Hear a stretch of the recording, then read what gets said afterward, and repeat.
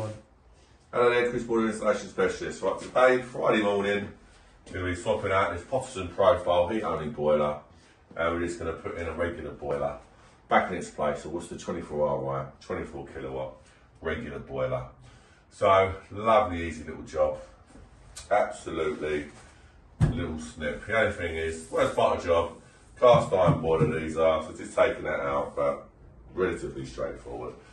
And all we've got a 15mm supply, gas supply going into the boiler. We've got 22 down here, so it's a 22mm tap in that the boiler requires. It's 24 kilowatts, so we're just going to take 22mm straight into the boiler on the gas. Because these new boilers are high efficiency condensing boilers that we're putting in, not going to a waste pipe, it's condensed water because it produces condensed water when the boiler's running. So we've got a waste pipe down there, so we take the pipe, the condensed pipe, straight out the bottom of the boiler, straight into the waste pipe there. And that's about it really. So as I say, it's a very straightforward job.